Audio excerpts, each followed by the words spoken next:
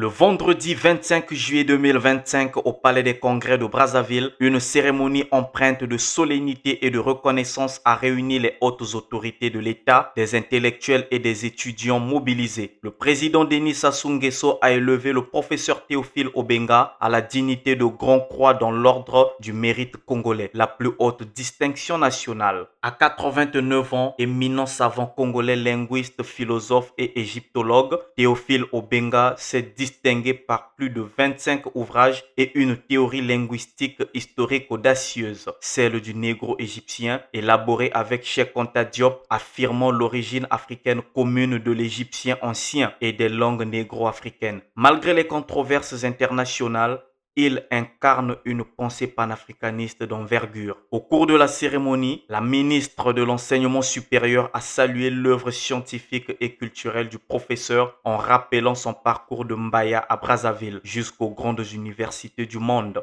Excellence, Monsieur le Président de la République, en vous consacrant à ce rituel républicain, vous distinguez l'un des dignes fils de ce pays, dont les trajectoires l'ont conduit de Mbaya, où il naît le 2 février 1936, à Brazzaville, puis à travers le monde. Assurément, témoigner de l'œuvre du professeur Théophile Obenga constitue un exercice complexe, tant sa personnalité paraît plurielle. De ses études gréco-romaines, Théophile Obenga tire une leçon majeure qui détermine sa quête lancinante vers ce qu'il qualifie l'érudition scientifique.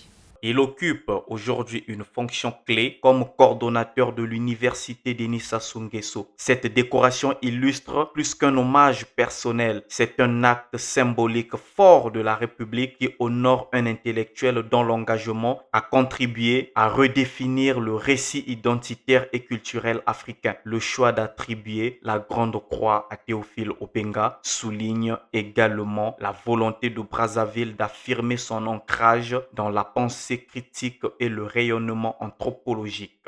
Ancien collaborateur du célèbre savant Cheikh Anta Diop, il est l'un des principaux défenseurs de l'africanité de la civilisation égyptienne ancienne. Il milite pour une valorisation des langues et cultures africaines dans la recherche historique et scientifique. Il étudie en France, à Paris et à Strasbourg, en Égypte, puis aux États-Unis. Il est titulaire de plusieurs diplômes supérieurs en lettres, histoire, linguistique, philosophie et égyptologie. Il a enseigné dans de nombreuses universités à travers le monde, notamment à Brazzaville, Dakar et San Francisco. Il a représenté l'Afrique noire dans plusieurs colloques internationaux sur l'histoire de l'Afrique. Ministre de l'Éducation nationale et de la recherche scientifique du Congo dans les années 1970, directeur général du Centre international des civilisations bantoues, en sigle CICIBA, professeur de l'université, auteur de plusieurs ouvrages dont Origine commune de l'égyptien ancien et des langues négro-africaines de 1993,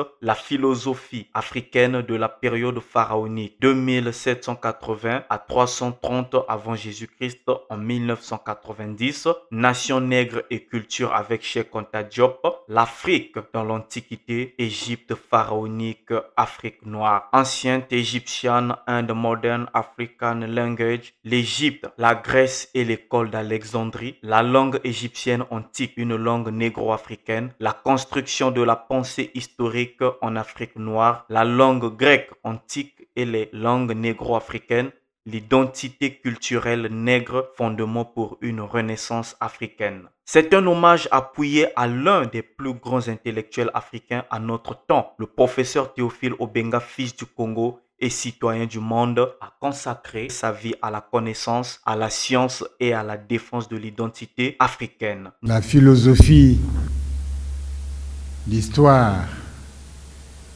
la linguistique et l'égyptologie, autant de secteurs exaltants du savoir.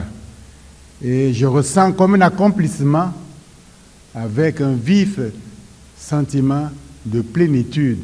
Alors, je me presse et formule du fond de mon être de grands merci à l'endroit du président de la République pour avoir autorisé l'organisation de cet hommage national. À l'évidence et sans aucun doute, la jeunesse congolaise, la jeunesse africaine a vivement besoin de modèles exaltants. Voilà pourquoi je dédie cette cérémonie à la jeunesse éveillée du continent africain. Né le 2 février 1936 à Mbaya, dans le département de la Cuvette, il a été tour à tour philosophe, mais aussi ministre de l'Éducation nationale et figure de référence du panafricanisme scientifique.